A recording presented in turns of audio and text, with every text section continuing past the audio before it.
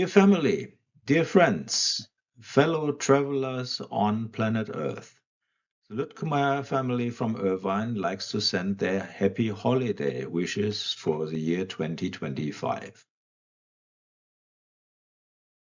A normal year, we would send you lots of pictures from our family activities. This year is a little bit different. This is a year of a lot of change, and I like to share some of my thoughts with you. So now Santa goes out here, and I've been thinking a lot about the state of our planet Earth, which is our shared home for everybody here. And so I like to share these thoughts with you and hope that this resonates with you.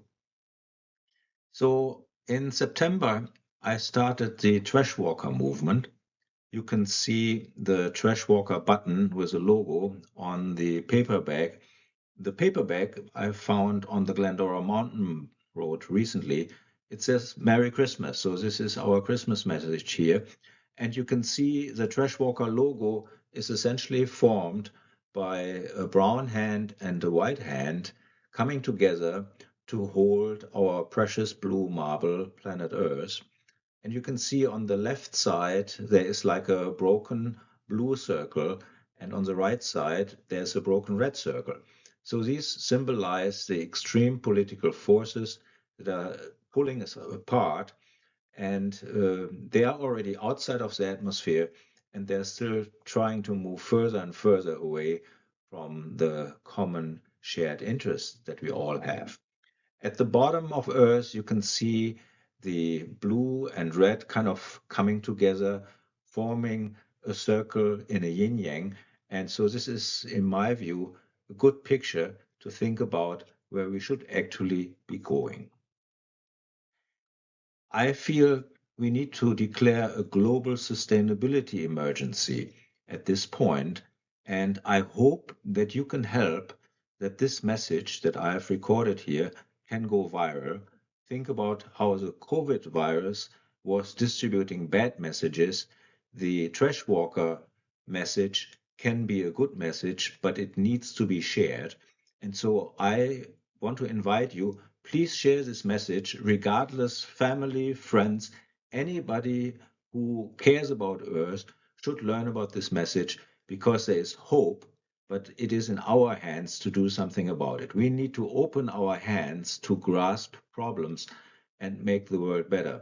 When I started to trash walk, I was essentially opening my hand to grasp trash, and I found purpose.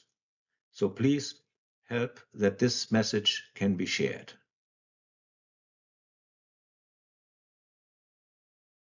America likes to barbecue, so I like to share with you the barbecue recipe for the blue marble. On the left-hand side, you see the burner, the controller on a barbecue, and here this is calibrated in the ppm of carbon dioxide in the atmosphere.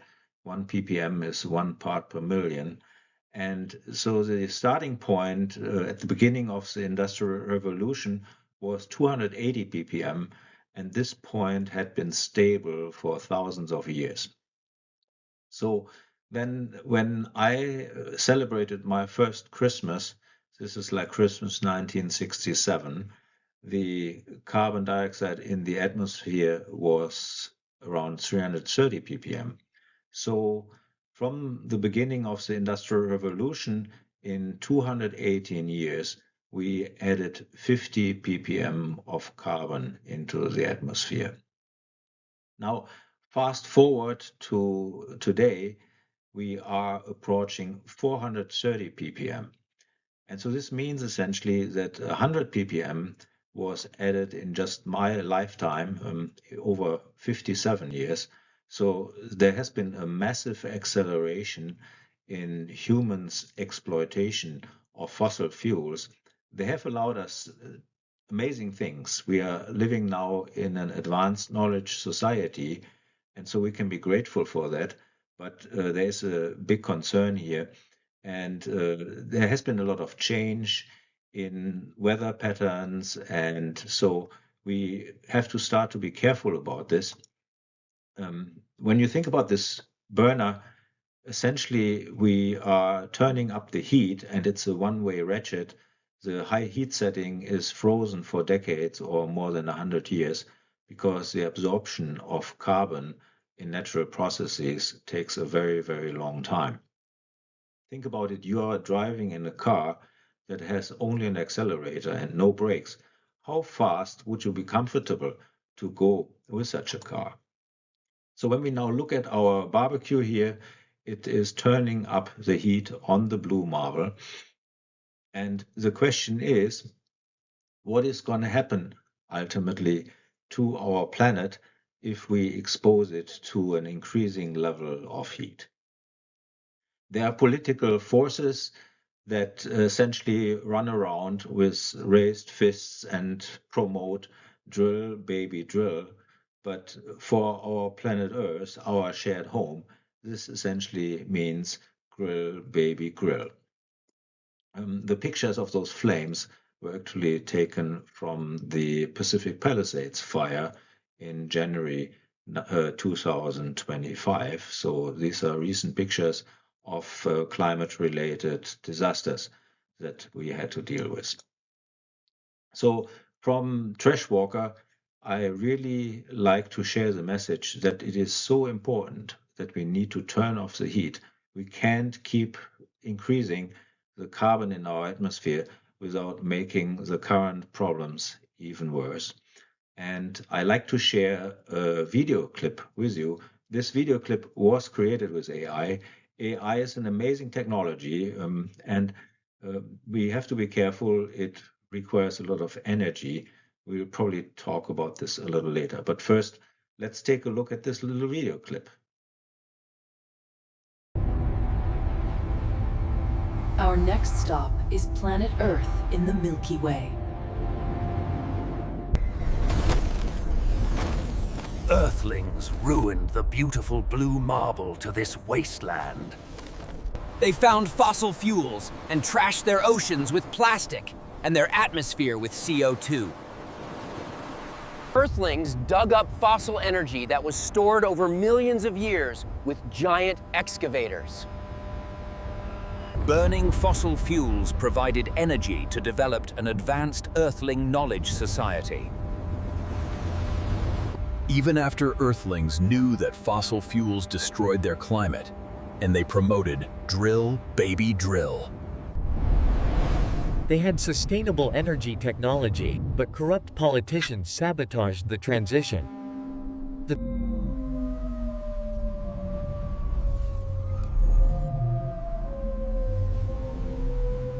Earthlings were addicted to the fossil fuels. They destroyed the future of their children. There were some intelligent individuals. In groups, they often behaved thoughtless. Towards the end of their society, most of them only cared about games and entertainment. We found a lot of Earthling remains with these little boxes. I wonder what they use these for. Look how well this skull organ is preserved after thousands of years! The skull organ contains a lot of particles from the materials that surrounded the Earthling remains. This organ appears to have filtered out microplastics from their food. That preserved the structure for thousands of years. This box must have provided guidance to those who suffered from the plasticized brain syndrome. The plasticized brains and the guidance boxes appeared at the same time.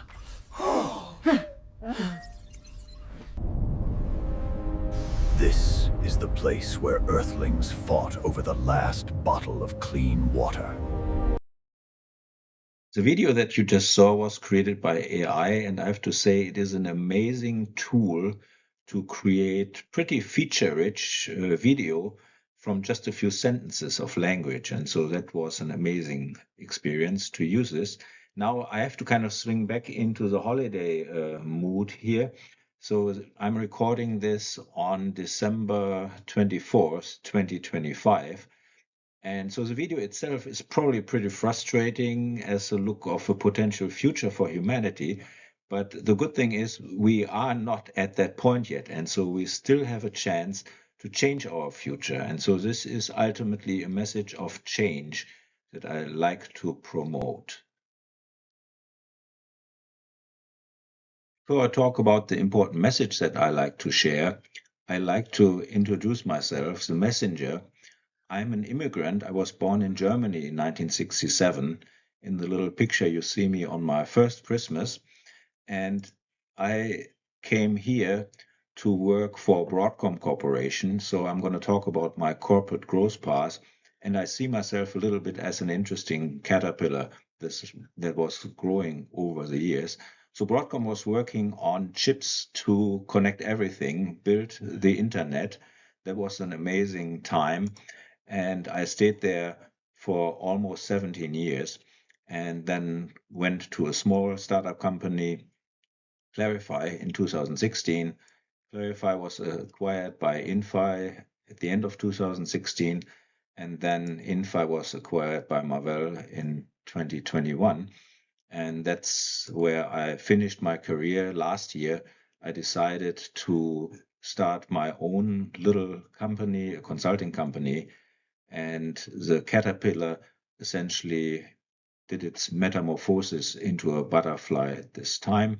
So Pixida was founded, and in January 2025, I also became finally a US citizen after having been a green card holder for so many years.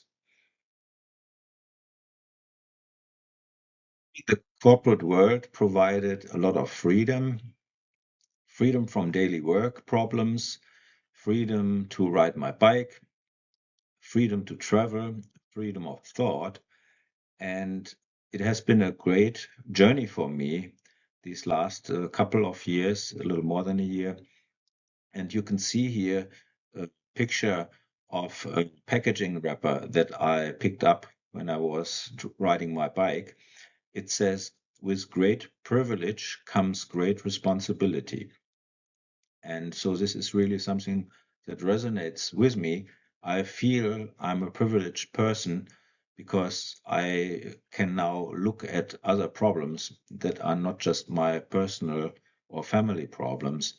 And I like to share the thoughts that this freedom created in my head.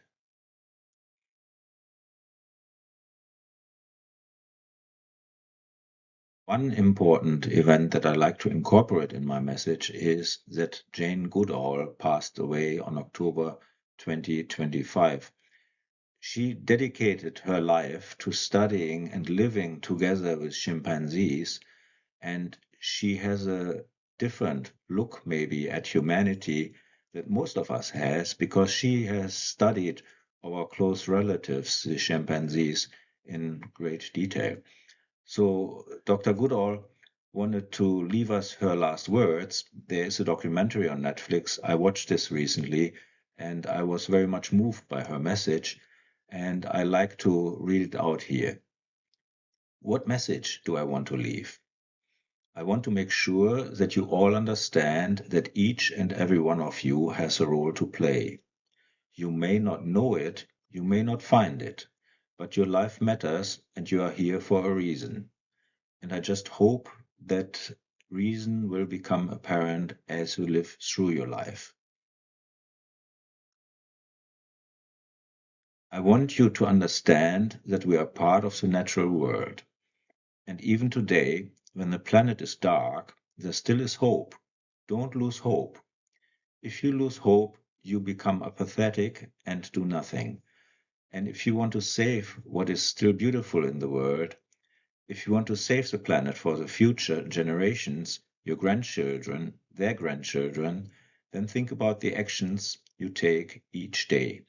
So this is something that is very foundational to how I think about the current moment in time, and keep this in mind as we move forward.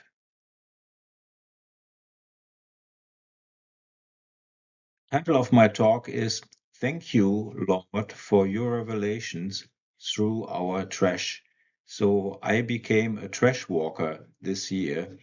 I opened my hands to grasp problems and I found purpose.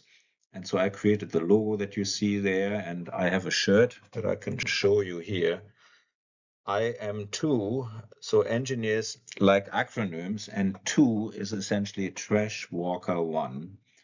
And so that's kind of my designation in the Trashwalker movement that I started.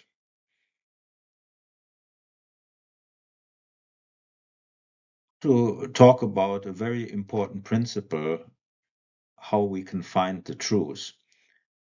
In my thinking, we really need radical change of perspective to find the truth. And so here in this particular example, if you just have a circle, then the perspective doesn't really change much when you walk around the circle. So we added here a couple of features on this circle. And now think about it. We live in this partisan divided world. There's actors on the left and there's actors of the right. And if we look in detail, the actor on the left is looking to the left, the actor to the right is looking to the right. So they're not even seeing our circle with the two white dots there. But let's say they turn around and they start to look really at what we are trying to understand here. So they may both say essentially, well, we see a circle with a white circle there because they don't see the second white circle behind the other one. And now, if we look at a little bit of a more complex system and interesting problem, these two actors may look at Earth and they may look at it from these different perspectives and with very different understanding. When you think about the radical change of perspective, I like to, for example, think about the far side of the moon that was first seen by humans when the Apollo mission was able to reach the moon and circle around the moon. And so it's not too recent that this far side picture was taken and human eyes essentially saw the far side of the moon for the first time. So sometimes we can't even reach a vantage point to find the truth until there is some technology that allows us to reach this new perspective.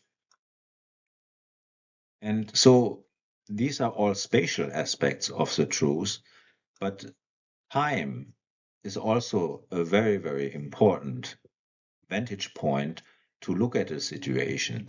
And so I like to look at our present situation, sometimes asking myself, what would my parents think about our life today, or the grandparents, or the people who lived 1,000 years ago? I think a lot of the technology that we have today would really be like magical when you looked at it from just a few decades ago. Nobody would believe that it is possible to send messages around the whole world in fractions of a second, but we have reached this capability. So we live really in an amazing time with respect to the human capabilities. And then we can also think about how would future generations look at what we are doing today on Earth? How are we behaving relative to what they may experience? Ultimately, they will experience the outcome of our actions. And I love really a chain as a symbol of the interconnected generations. We all are connected to our parents, and from our parents, we essentially receive culture, language, knowledge, technology, so much. And then we give this to the next generation. So there is this story of humanity which can be seen as a chain, and hopefully it's a strong chain. Now, when we are stealing time, sometimes this ends up in a situation where justice delayed is justice denied. And so I'm not sure if you're thinking about something specific here. I'm thinking, for example, about how before the 2024 election, there were some serious unsettled legal questions which were ultimately not further investigated because somebody got elected to an office where he could then just stop all the justice that should have happened. Now, I also want to go over challenges that we encounter when we try to find truth. And it starts really with the lack of senses. For example, human beings have no sense for carbon dioxide in our atmosphere. Our body internally has a very fine sense of carbon dioxide because that's part of our metabolism and that regulates sort of the speed of our breathing.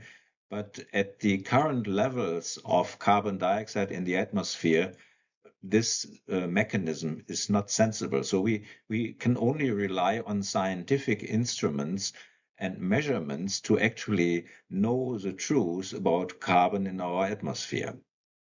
Then a second aspect is if there's a lack of light or transparency, the things that are hidden from us, we can't see them, or if it's in the dark with our eyes, we can't see things. So that's a big problem. Then there can be a lack of education. If I don't have a certain background, I cannot understand certain problems. So we rely on experts in specific fields to give us guidance and judgments as a society. And there is no universal genius that knows it all. So we really need to trust experts. Otherwise, we may run into problems. Then there's also the lack of focus. When you think about your daily life and all the different forces that are there and the different topics that are distracting us, it's very hard to actually know what's going on. Um, Everybody has his daily life challenges. Then there is work, there is family, there is your town, there is your country, there is a world, there is war in different places. And so we can worry about many, many things, but all this worrying may ultimately just freeze us into a place where, as Dr. Goodall said, we may just become apathetic and do nothing. And that's really not a good place to go. And the last item here is this willingness of humans to blind themselves with partisan blindness. Partisan blindness, the two letters PB, is actually the chemical element lead, and that's a neurotoxin. And I'm sometimes wondering, we have this history where lead was added to gasoline in 1923 and has been essentially blasted into all the neighborhoods where cars were driving until the 1990s.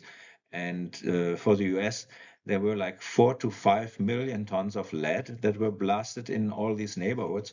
And so when I look at all the people, me included, who grew up in this time, we essentially have all been exposed to lead, and that may also have some impact on this partisan blindness, or how are we actually behaving. Maybe people 200 years ago would just think differently because they didn't have kind of some of this chemical loading that we experience today. There's also now a microplastics problem, for example, and so those are things that we'll dive in later in my message here. So I just like to mention this here as one of the problems when we try to find truth. Now, we live really in an amazing year in 2025. I think you all have noticed that the US president is Donald Trump, and he actually has done an amazing job to highlight deficiencies of the national and international order. I feel he's really like an orange highlighter of corruption that shows a lot of the things that are broken and deficient in the US government system. Think about a pardon that the president can give to people who essentially behave violently for him, and then justice is essentially denied just by the stroke of a pen that the president has.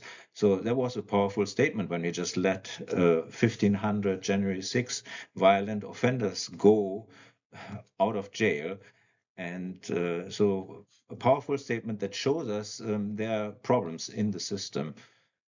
There will be more about his actions and the highlights later that I want to discuss. I want to talk a little bit about numbers. I think our life is ruled by numbers, and so here on this slide, I want to ask the question, is there meaning in numbers? And some particular numbers that I like to touch on is the number 42, then the number 45. There's the number 47, which is 45 plus 2.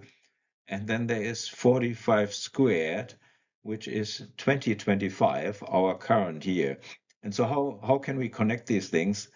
Well, for 45 and 47, you have all hopefully or have seen President Trump. He wears his hat and he has 45, 47 on it because he was the 45th president, and then his second coming is as the 47th president. Now, Trump is kind of connected with the QAnon conspiracy theory. You can see a flag here, and I suggest do some research online to learn more about QAnon. And they have this interesting acronym WWG1, WGA. We'll talk about this on the next slide. But anyway, so for the number 2, it's essentially me, Trashwalker 1, that you can think about it when you see 2.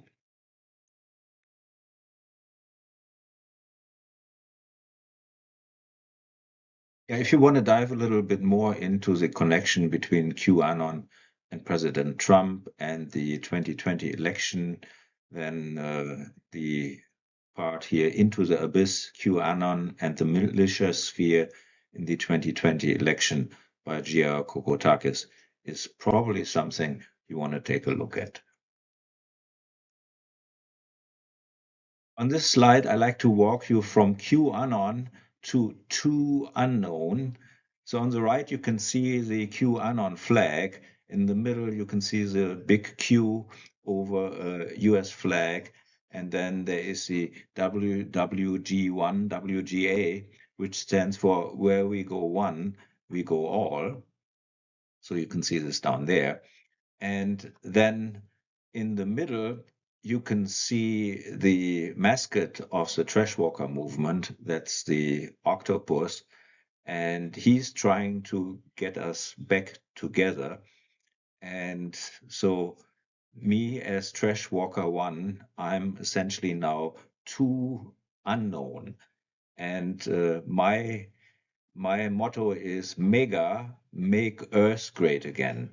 Because in my view, the whole world is connected and we really need to look at the whole world. And so I would love that my message kind of goes viral and spreads like the QAnon conspiracy theory has spread around. But I like to promote the truth about where are we going. And so you ultimately decide if you forward this message to other people and they share this, then there's hope for us that this message can help people to understand that ultimately we have the power to change our own lives to the benefit of all of us. So when I was reading Where We Go One, We Go All, I was actually thinking about lemmings going over a cliff. I think that's pretty much where we go one, we go all. If there's a leader going down the cliff and the lemmings are following him. So I was looking this up, and then interestingly, what I learned something here. So the idea of lemmings jumping off cliffs is a myth that was largely created and popularized by a staged scene in a 1958 Disney nature documentary called White Wilderness. So it looks like this were some white lies here that were promoted by Disney that have created essentially this wrong association in my head, and probably many people of you also. I mean, when we talk about lemmings, there's always this association that these lemmings are just stupid and they're running together over the cliff. And it's not true. So I think this is very important to realize that some of the things that we believe to be true are actually not true. So I hope maybe this also helps you to kind of check your own knowledge about what lemmings do. So they are not stupid. They don't commit mass suicide. So the lemmings are actually a wonderful segue into thinking about evolution.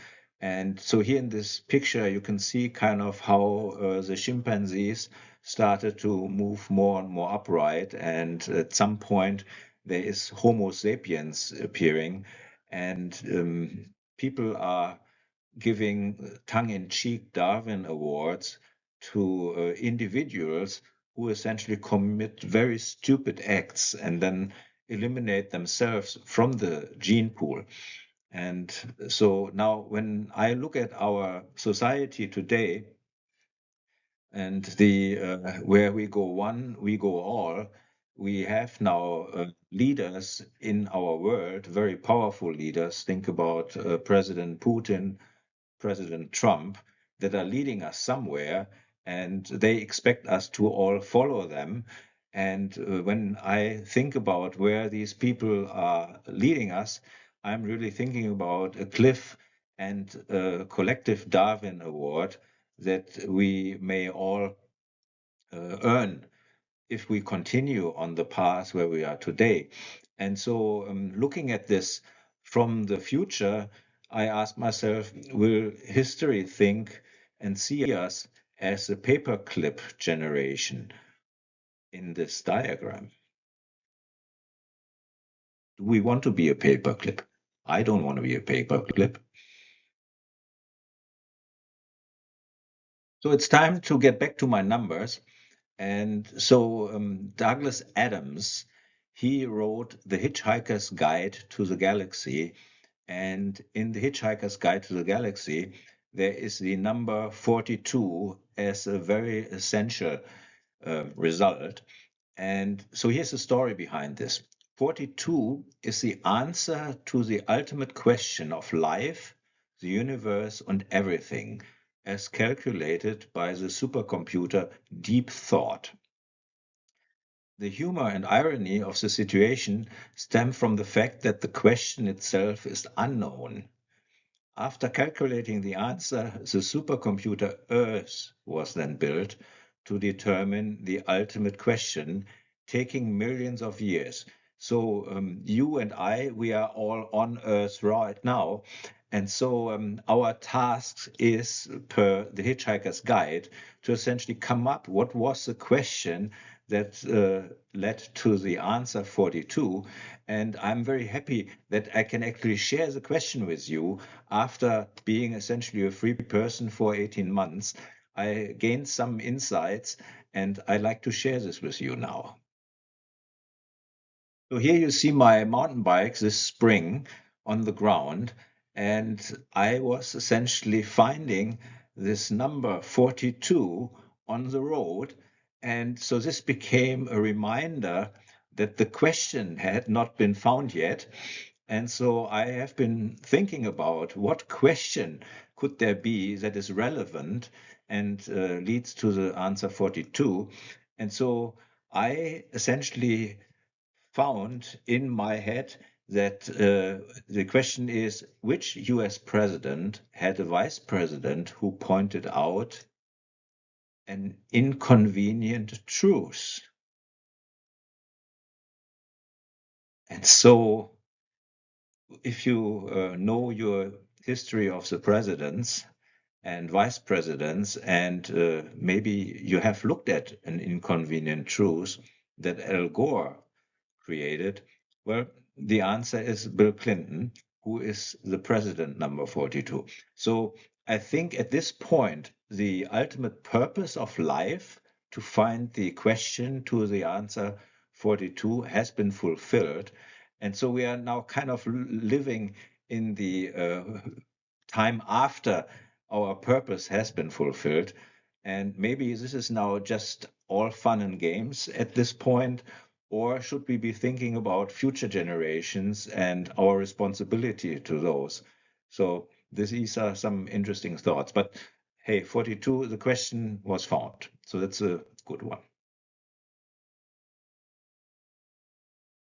So the discovery of fire and playing with fire or controlling fire, I think, is a very foundational development step that humans took that chimpanzees and other animals have not yet mastered.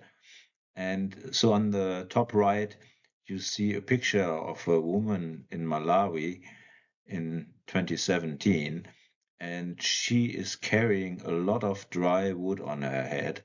Dry wood has about an energy density of 18 megajoule per kilogram, and women in Malawi spend up to 6 days to collect fire, essentially for cooking and whatever they do with fire. So when we think about our own lives, we can drive our car to gas stations, and this is like a very old gas station picture. When I drive to my Costco here and get gas, there's like 3 rows of like 3 to 4 um, pumps where I can get gas, and gas has an energy density of 45 megajoule per kilogram. So this is much, much higher than dry wood. And so we live in this world where we have an almost effortless access to a huge amount of energy. The energy that is stored in 1 kilogram of oil can lift 75 kilograms 60 kilometers up. So that's an amazing energy density that oil has. And now we have to think about when we are burning 1 gallon of gasoline, which has a weight of 2.8 kilograms, we will trash 9 kilograms of carbon dioxide into the atmosphere. And so the hideous problem of our world today is that we don't even see any of the substances that provide energy any longer. At the pump, you just go through these ritual moves.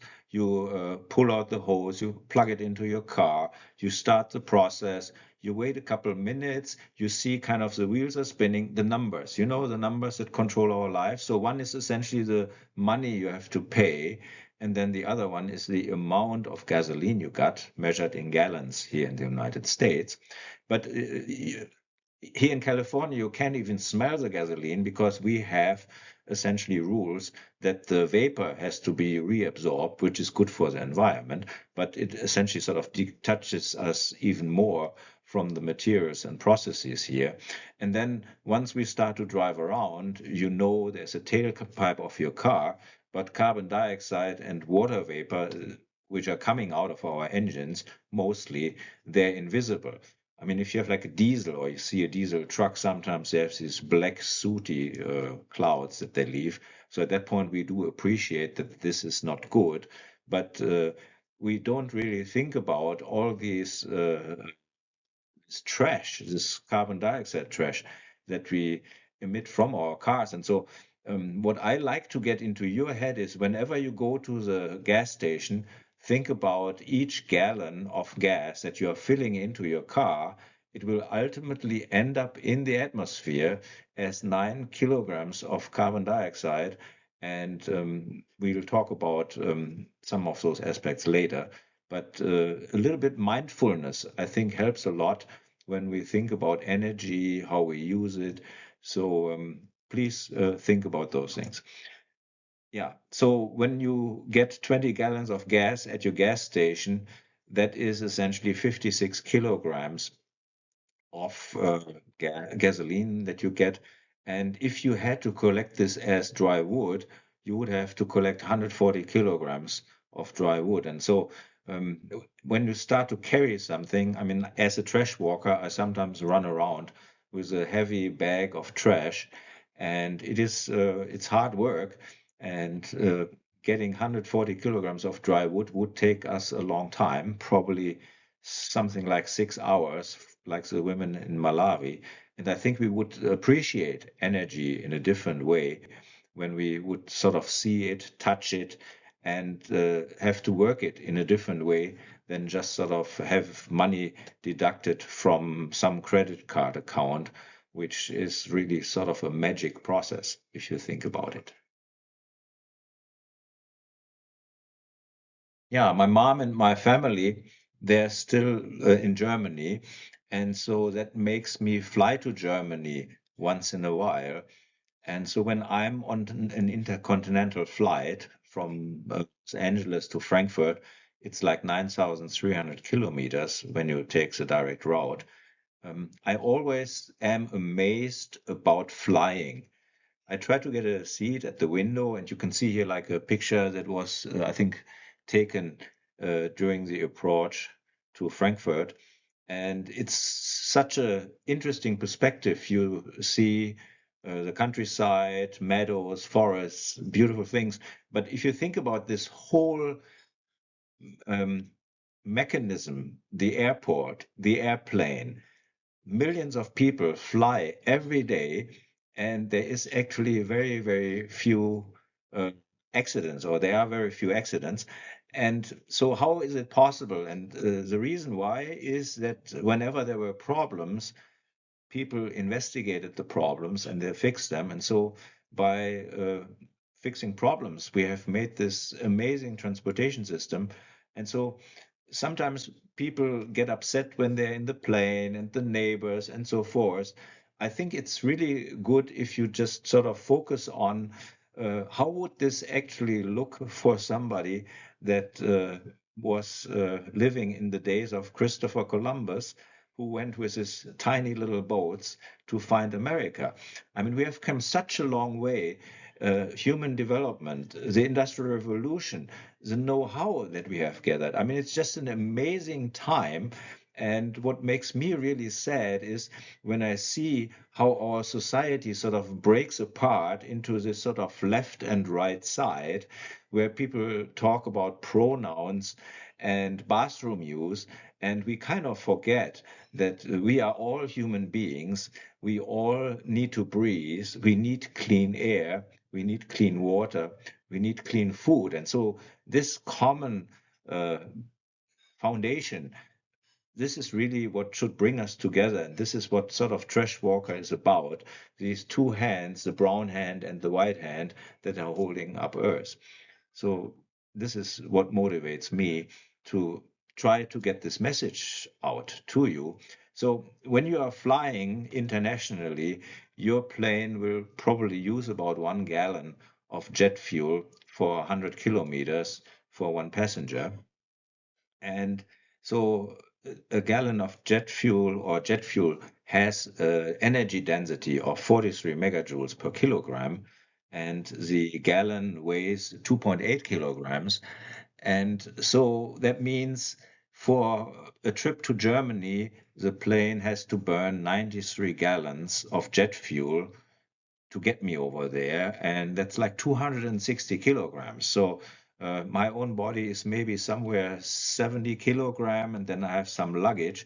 So maybe I put like 100 kilograms on this plane as useful cargo, and then the plane brings essentially another 260 kilograms just in fuel to carry the fuel and me and my luggage to Germany. And so this ultimately gets translated to 900 kilograms of carbon dioxide that are put into the atmosphere by me flying to Germany. And so to give you something, what is 900 kilograms? Well, I was born in 1967. The 1970 model of the VW Beetle weighed about 900 kilograms. So whenever I fly to Germany, I'm thinking we are essentially sort of taking something as heavy as this VW Beetle, and we are sort of just disappearing this into the atmosphere. Kind of the mindset is dilution is a solution to pollution, but this stuff doesn't disappear. It just gets diluted, and we can measure it, and it has been measured. So this is something to keep in mind. And so I try not to fly too frequently, and with maybe a good reason to fly, not just some gratuitous weekend shopping trip from, I don't know, Düsseldorf to New York. Um, we have the money, we can afford it, but can Earth actually sustain this? What happens to Earth when we live like that? So those are some thoughts that I have when I'm sitting on a plane and I'm enjoying the magic experience of flying to faraway continents in just half a day. It's really magic. You are experiencing magic, and I think it's important to really think about it and appreciate it. How would 3 generations ago they had to take ships? Took a long, long time. So we are in a different place. Amazing times, but where is this going to lead us?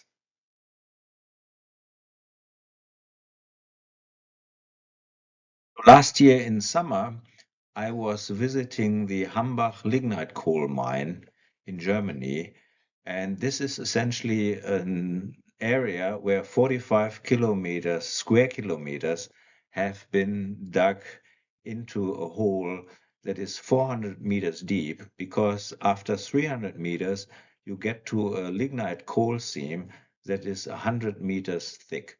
And so human beings have built these giant bucket wheel excavators. They just look like ants from the vista point in this picture. But humans have amazingly powerful technology. Like we have these airports that move millions of people. We have giant machines that can extract millions and millions of tons of sand and lignite coal from these holes. But look at the destruction. I mean, this is just a mind-boggling experience to stand there and think about humans did this. I mean, if you take your little shovel and you start digging, there's no way you would ever get to coal that is 300 meters deep just by yourself. And so that's an experience. And then at the bottom half, I took a panorama from my recent visit at home, and you can see how wind turbines are essentially dispersed over a large area, agricultural area. And this is a way less destructive picture.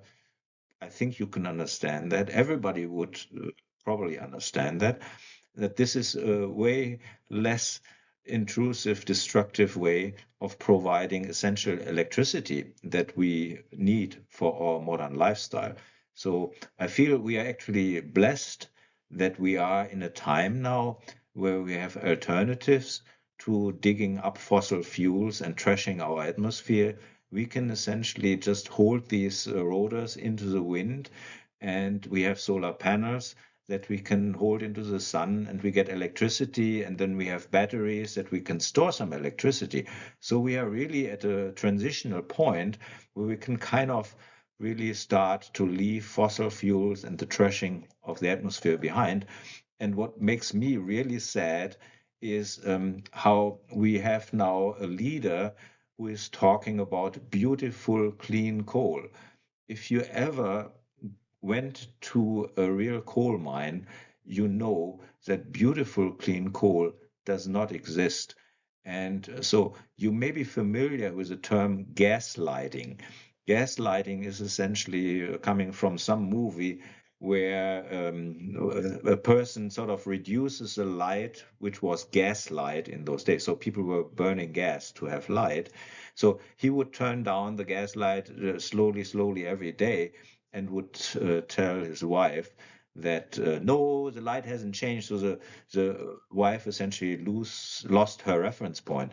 Now, when I hear beautiful clean coal, I feel this is sort of taking gaslighting a few hundred meters below ground. So I have coined the term coal lighting. So when President Trump is running around talking about beautiful clean coal, I feel he is coal lighting all of us. And we should actually feel some revulsion in this. I mean, this is such a disrespect if you think about how coal miners risked their lives to get coal out of the ground. Health and life were risked. And now we talk about this like as beautiful clean coal. These men have the coal in their lungs, and the stone finely ground is on their lungs. And so I think we should appreciate the work that they did, which allowed us to develop this modern knowledge society. But we should also now embrace better technologies so that our children don't have to work like coal miners. So that's something that I really like to keep in mind. Yeah, when you go out there, you ride your bike here, even in a city like Irvine that is very clean. I found last year in December these nitrous oxide laughing gas canisters. So you start to appreciate in your community there's some stuff going on that is not part of our life. Nitrous oxide is laughing gas, and I guess people use this to maybe have some fun in life. They're getting intoxicated. And so I actually repurposed these canisters by using them to balance a pulley system in my garage that is holding up my EV charging cords. So I'm really a fan of repurposing and recycling rather than wasting resources. Here you can see a comparison between Christmas 2024 and Christmas 2025. So on the left side, you saw this picture. So it's amazing. I went mountain bike riding in a different place recently, and I found these giant canisters. Last year, the ones that I found, which are balancing my pulley system, they held like 0.375 kilograms of nitrous oxide. The things on the right side, there's like one that is 2 kilograms and 3 kilograms. And so this is kind of on a bad trajectory. I don't know what's going to happen next year. I might not be able to carry a tank home if this grows by a factor of 8 or so continues. So I'm really worried, where's our society going with all this drug use when I see this? Yeah, speaking about finding things, on the left, this is like a key for a wheel lock, but then on the right, you can see some joint. I think this is marijuana. I'm not an expert on these things. I just find these like in the nature reserve where there shouldn't be any fire. So I'm concerned there is some person smoking there. And so it's sad that our society is so addicted to drugs.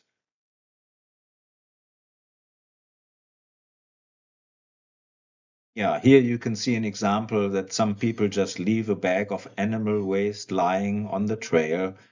And me, as a trash walker, I will pick this up and I will bring it to a waste bag so that this is not spoiling our community.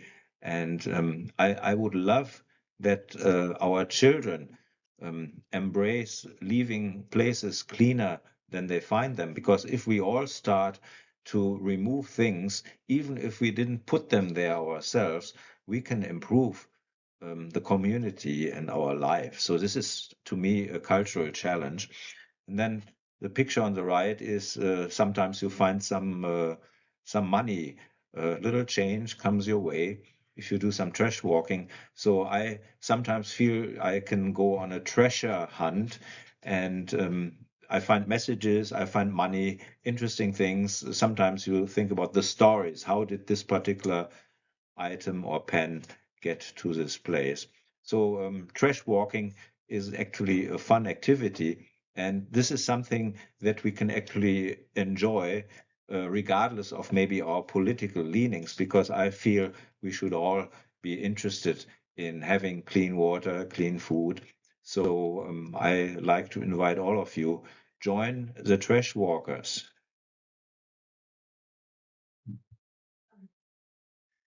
So in August, I went up towards Santiago Peak on the Santa Ana Mountains, and you can see that the whole mountainside there has burned down. This is from the airport fire that started in October 2024. And so I brought a few bottles down from there on that occasion. But it really helps you to appreciate nature and the damage that human activities do to nature when you get out there. So I encourage everybody, enjoy the nature around you and try to help to make it better. So here you can see the pictures from a major cleanup that I did. I went out with a big trash sack on one of the trails that I ride regularly here. And when you start to trash walk, and for example, on the left side, I wanted to pick up a plastic piece, and the plastic has been degraded by the ultraviolet light to a point that you can't even remove everything anymore. It just crumbles in your hands. And so I removed as much as I could. But it really reminds me, and should remind all of us, how our plastic packaging culture and throwing things just out essentially provides microplastics that will then be swept into the ocean. Fish eat it. You find lots of sea animals who are essentially ingesting plastics, and then they are caught. In the end, we are eating our own plastic trash, and this microplastic, I guess, has been identified even in our own brains. And maybe some of the problems that we have today that people are thinking badly is that our brains have been plasticized. So I was happy that I could essentially make a big difference there. And so that's a picture of that trash walking day. On this day, essentially, I had the thought I want to create a trash walker movement and create a website for it. So when I was looking for a trash walker webpage, I essentially ran into a situation where I was offered to buy this for like 3,000 and some dollars because somebody had already registered this. I don't know if they registered it right at the time when I was looking for it or it had been registered before, but essentially somebody was squatting on it. And now I felt trash walking is probably not so much a commercial activity. And luckily, I was able to find and secure trashwalker.org without paying this squatting premium. And so when you need a web domain, you got to watch out that you don't feed the squatters here. So later, after I had registered my trashwalker.org domain, I became aware that there's Anna Sachs, who is the trash walker. She is active in New York and she essentially works on waste reduction and does similar related things. And so I want to give a shout out to her here. She started this way before me. And so we are kindred spirits, I would say. Maybe my focus is actually growing a little bigger than what Anna is looking at, because I'm thinking about sustainability also along the lines of our energy systems and also our political systems. But I love that there are people like Anna out there who take care of Earth, and we all need to work more like her on this. So I'm essentially at a point where I'm getting ready for the battle of the truth. And here in this picture on the right-hand side, you see the trash talker. And the trash talker, he has Truth Social as his megaphone. And in the middle, you can see the trash walker. And the trash walker has the truth with humor. That's a trademark that I registered. And so I'm looking for a microphone. I want to get my message out. I don't have a megaphone. Nobody knows me. I'm essentially at this point too unknown.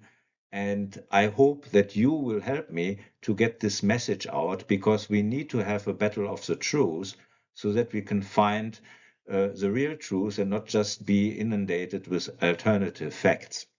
So here, Mr. Trump, he has been collecting a lot of money, for example, from endorsing the Bible. Unfortunately, it looks like he hasn't read it in much detail. I'll be talking about this a little later. But thinking about the Bible, when I look at this picture here, the trash talker on the right is a very big and powerful person, and the trash walker is very small. Then think about the Bible story of David versus Goliath. And what gives me hope is I think you know who won this. So I feel ultimately the truth can win.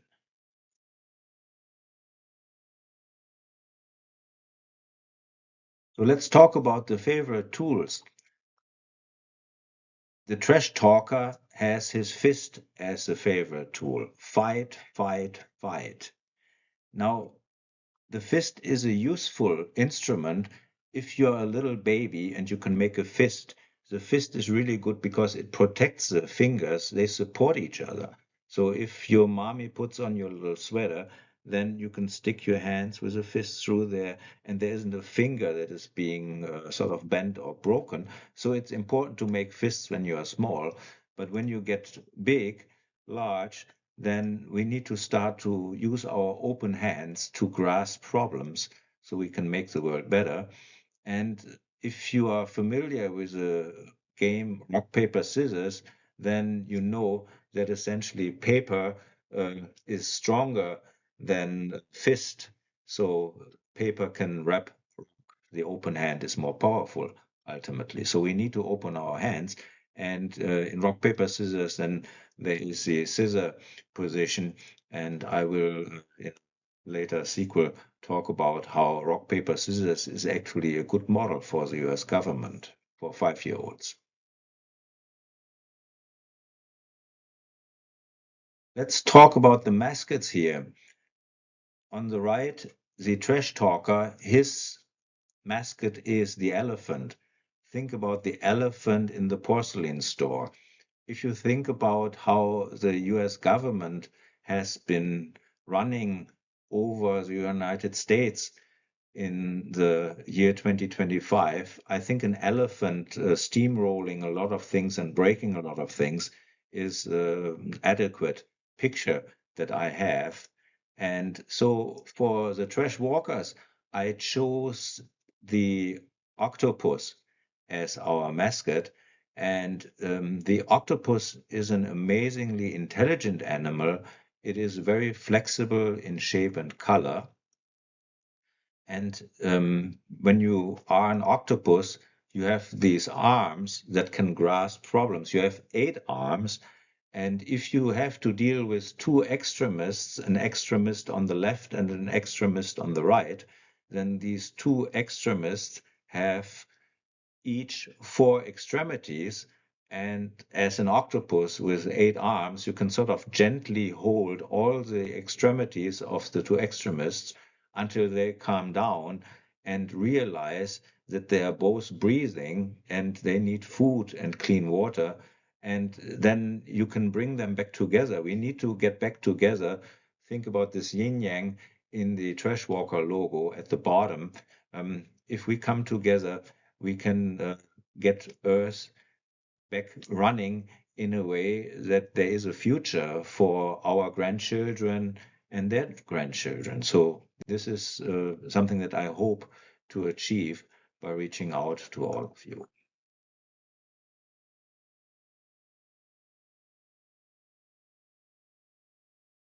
So when I think about the leaders that we have, I want to have leaders that are more like trash walkers who are essentially going out of their way to see where do we have problems, to grasp the problems, and to make things better. Here on the left side, you can see me riding around in the nature reserve. And at that point, I'm seriously intoxicated after I mastered the shoulder boulder. So this is a fun ride down. On the right side, you can see how President Trump has sort of the perspective of a person that is driving around on manicured greens in the golf cart. And so, what kind of reality does a person like this really experience? Does he see the problems of nature, the problems of drug abuse, the paraphernalia that a trash walker will see? So, we need to get leaders who can actually understand the real needs of the world. The billionaires, they live in something that does not share much with us. And so, really, our political world needs to change in a way that our leaders know what's actually going on in our lives.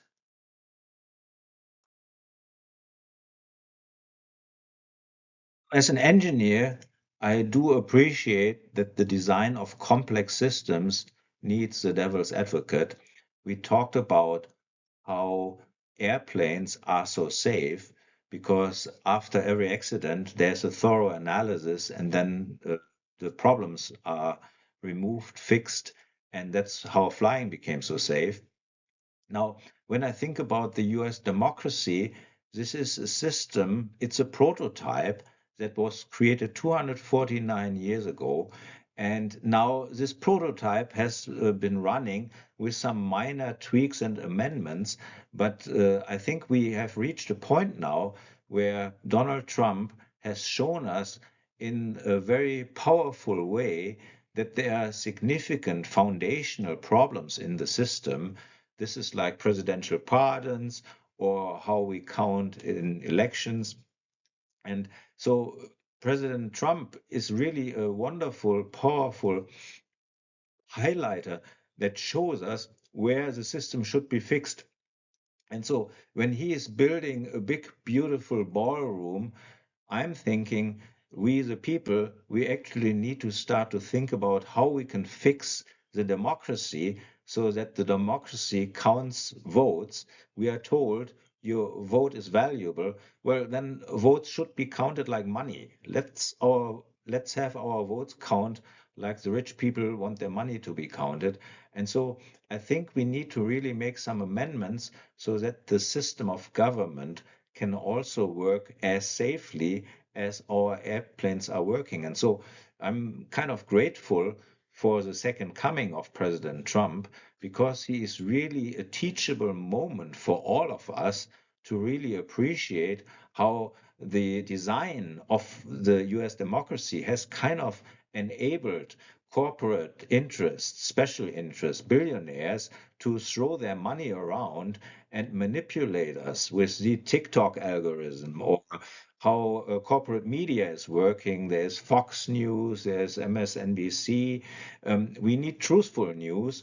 And so the freedom of speech, those things are very essential elements, but we need to learn lessons here so that the government can work better in the future and we become a sustainable government and a sustainable society here on Earth, and we don't just trash this place up.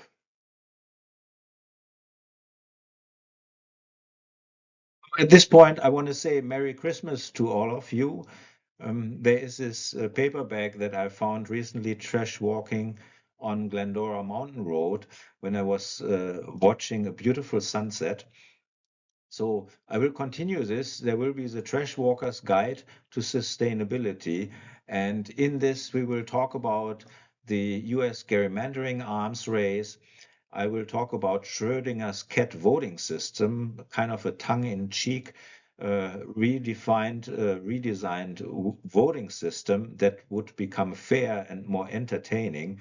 I'll be talking more about US cargo cult democracy, the corrupt crypto coin casino, and I will also share how I found Jesus in Irvine after creating the Trashwalker webpage. And I also want to talk about addictions, and there's drug addictions. We have the OxyContin addiction crisis that is behind us. We are also addicted to fossil fuels. And so I want to take those topics. But at this point, thank you for listening. And please share this forward. I think this is an important message that needs to reach people so that we start all to think about all our daily activities. What does our use of energy actually create in our atmosphere? And I really feel we should not go to a place where we collectively earn a Darwin Award, and our children and their children are essentially just looking at the sad remains of Earth. So let's all work together. We can turn this ship around. And I want to say thank you for listening and sharing this message. Goodbye.